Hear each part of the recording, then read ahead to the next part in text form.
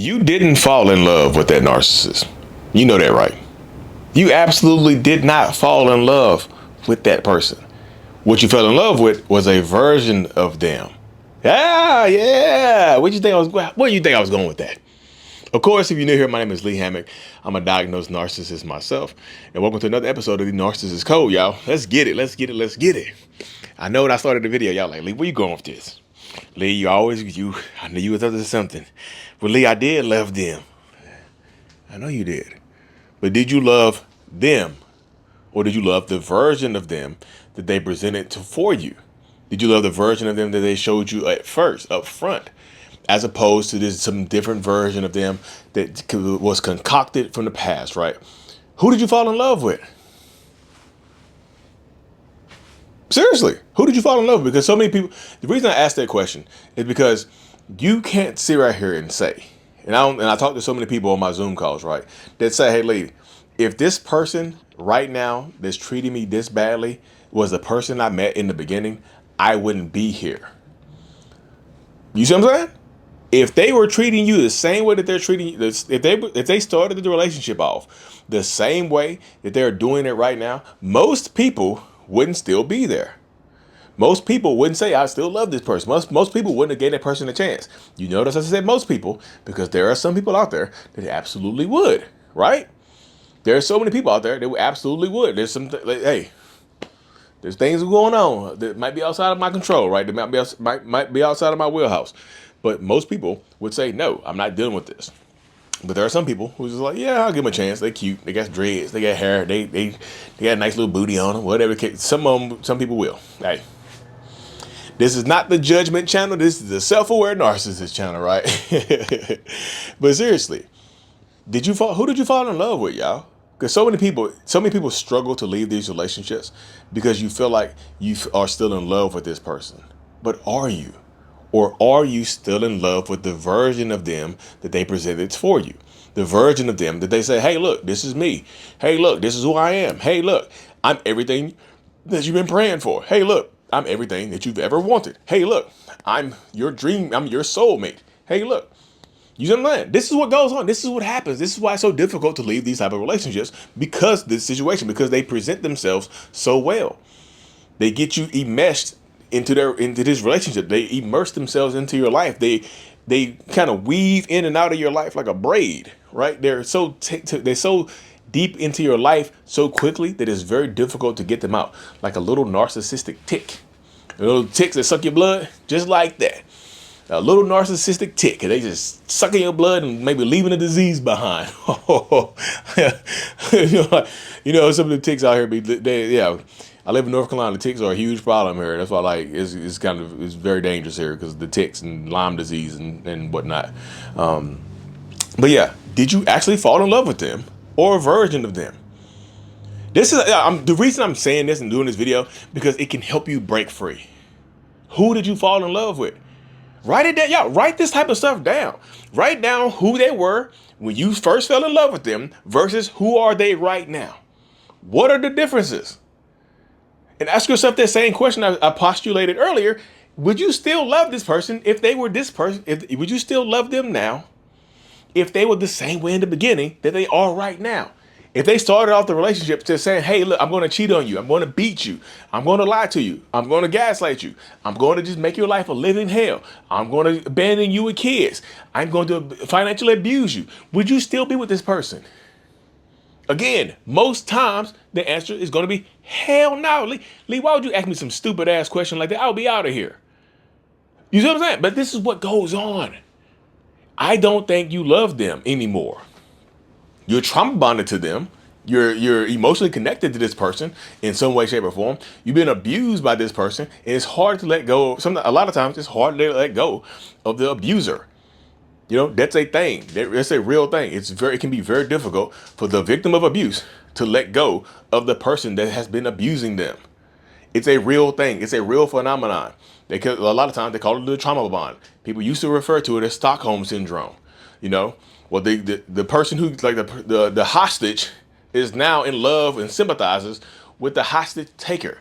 The kidnappee is damn near in love with the kidnapper. She's starting to rationalize. Where he's like, you know what? I know you kidnapped me and got me in this damn basement, but I get it. I get it. I should not have been walking out there by myself. What the hell? You were just, you did what you supposed to do. You supposed to kidnap me. Why wouldn't you? You know? Damn, I get it. Unchain me. I'll stay here with you. Shit. That's how that's how some people talk, y'all. When they get abused and they get brainwashed and they get minds get warped, that's how a lot of people end up talking when they after the relationship keeps going on like that, you know.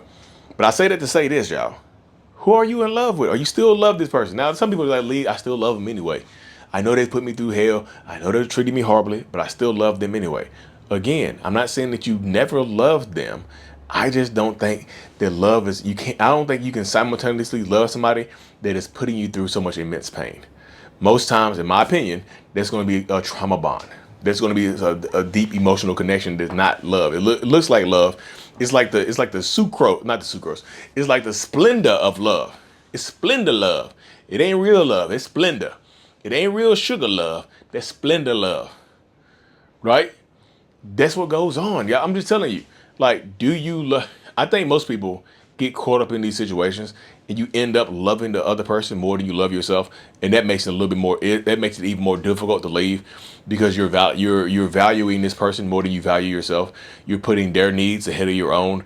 You're sacrificing your goals and dreams for this person's goals and dreams. You're financing this person's life, and then when they get on, they catch up, they leave you behind. This happens so many times to so many good people out there, y'all. That's what I'm trying to help wake people up from, because hey, look, you can survive this. You can get out of this. You just have to get clear on what it exactly is you're going through. You have to get clear on who this person is, because the less clear you are, the more that they win. And that's one thing I can be open and honest with you. The less clear you are on who they are, the more this person wins. The more this person can take advantage of you, the more this person can treat you horribly and feel like they can get away with it. The more this person can put you through hell. You know, the more this person can just do the worst things imaginable to you and come back into your life and try to pick up things like nothing ever happened. Well, Lee, why do narcissists act like nothing ever happened? I'm glad you asked, because most times it benefits them to act like nothing happened. Like if I can do something horrible and then come back into your life and pretend like nothing happened, I'm great. I feel amazing now because I successfully got away with what I wanted to get away with. You see? That's how the mind of a lot of narcissists works right there, y'all. And what most narcissists are going to try to do, they can feel it, y'all. When you're falling out of love with them, when you're pulling the love away, when you're disconnected from them emotionally, a lot of narcissists can feel it. Well, Lee, what do they do? What do they do when they can feel it? They start to turn the love back on. They've been slowly turning the faucet of love off, right? Just imagine at the beginning of a relationship with a narcissist, the faucet is running full speed. It's going full-fledged. It's love bombing. But as the relationship goes on, they turn it down. They turn it down. They turn it down. It's now the flow is slower. They turn it down. They turn it down. They turn it down. Now it's just dripping. You ever seen a drippy faucet? Drip, drip, drip, drip, drip. You know the faucet is still working because it's still dripping, right? The love is still running. It's just dripping a little bit. It's just a slow drip. What was damn near once a waterfall is now a trickle, a slow drip. And now there's more. Look, there's more and more intervals. There's more time between each drip now. And guess what? When you get tired of this leaky love, they know it. And guess what happens? They turn the faucet back on a little bit. So now the water or the love, it started to flow faster. It doesn't flow as fast as it used to, but they turn it on just enough to quench your thirst. And once they feel like they have your thirst quenched enough, they turn it down. They turn it down. They turn it down. And they keep turning back on, back off, back on, back off, back on, back off. They play this game with you because it benefits them. The games that narcissists play are always going to be games that benefit them in some way, shape, or form. Very rarely they're going to make any type of sacrifices for you or for anybody else in these scenarios, in these situations. Like I said, you really, truly have to protect your peace. You really, truly have to protect yourself. And you really, truly just have to acknowledge that you might once have loved this person, but it's the version of them that they presented. They put their best foot forward, right?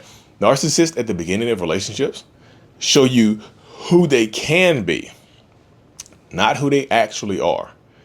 Who they can be, not who they are. Who they can be, not who they actually are. You see what I'm saying? Because that's the way it goes. They don't want to, they can't show you who they can't show you who they really are, because their personalities and their likes and dislikes are fluid. They're flowing. They're always flowing. They're very, very rarely going to be stable. Y'all, that's just the flow of narcissistic people, y'all. Whew. Anyways, y'all, thank y'all for making it to the end of the video. Make sure, if you haven't already, hit that subscribe button, y'all.